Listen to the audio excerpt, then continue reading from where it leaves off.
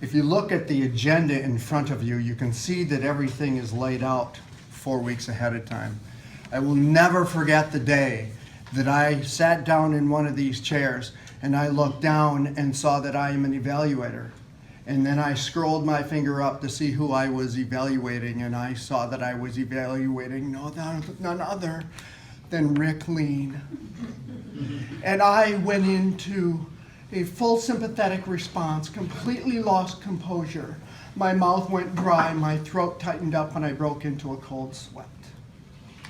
And I thought, how am I going to evaluate Rick Lean? The idea of today is to help both you seasoned folks and you new folks to have a couple of ideas. How can you approach this task? We're going to talk about some proven things, and I'm going to throw out a couple of standard ideas. The first thing we're going to talk about is just to very quickly summarize what Connie talked about a couple of months ago. And the first thing to remember, no matter what else you're doing, your purpose as an evaluator is to support and encourage that speaker. Period. If you're standing up here as an evaluator and the words coming out of your face are not supportive and encouraging, stop. Turn around and start to speak positively, not like that's ever happened to me. The idea here is listen carefully and take lots of notes. Please be specific in your things, in your evaluation, and give examples. Understand the idea of feedback versus judgment. Here are some things that I saw, etc., versus, will you, whatever. We're not here to judge, we're just here to give feedback. And the last idea, I don't know if this is a classic Toastmaster, if it's worldwide, but the sandwich approach, where you start with positive, and then in the middle somewhere you give some constructive criticism, and then you finish with lots of praise. Those are the basics of any given evaluation.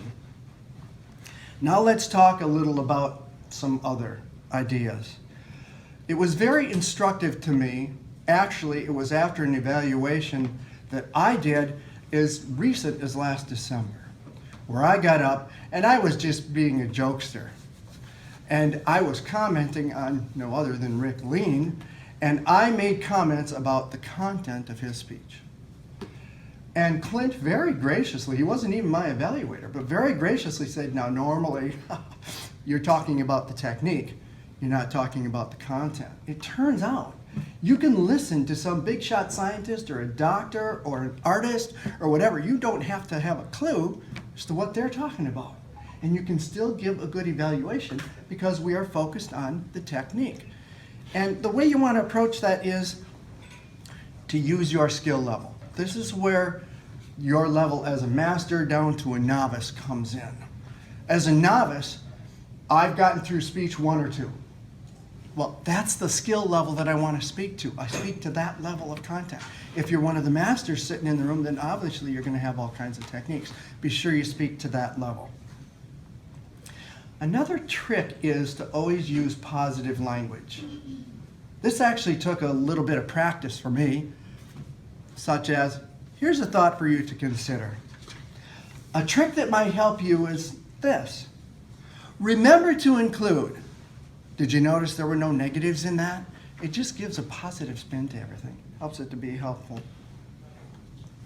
A second idea, and this one was something that Tim Maynard is a master at, and that is whatever the form is, you want to consider 3 things.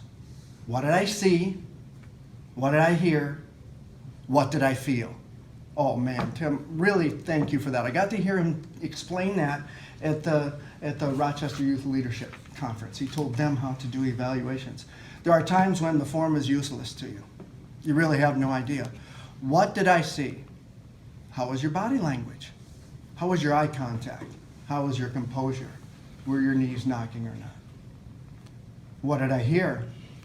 Could I hear you in the back of the room? How was your voice inflection? How was your emotion? What did I feel? Are you connected with the audience? Is the audience connected with you?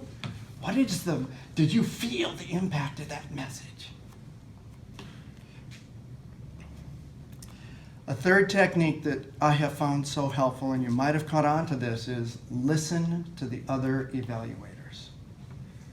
I've been surprised here, wonderfully surprised by some of the new members. As you guys have given evaluations, you're not seasoned. You're not in our frame of reference, and you give us some fabulous ideas. We old folks need to listen to that. Of course, then there's Jeff Burns has been in all kinds of different things. And I just love listening to his evaluations because he has these wonderful techniques, very teeny weeny little things to look at, like, are you guys facing me with your knees? Or are you turned away because you're afraid of what I'm saying? That was one of the tricks that I learned.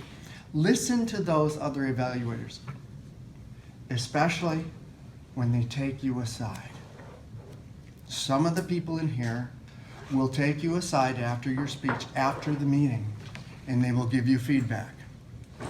I've learned that they're not here to beat me up. I've learned that that's the time they're going to give the very best feedback. And I need to breathe through my belly so that I can hear them clearly. It turns out that after that evaluation I gave to Rick Lean's speech, he took me aside and he said, "Calm down, Mike." And in his own beautiful, gentle, direct, abrasive manner, he told me some keys about evaluating. And then he told me a couple of keys about generally speaking. Friends, we're in the midst of great, great speakers here. This process with Toastmasters, it works. It's proven for many decades. Let's work really hard at giving and receiving really good evaluations. One small tip, turn off the evaluation machine when you're in church and when you're listening to your spouse. Mr. Toastmaster.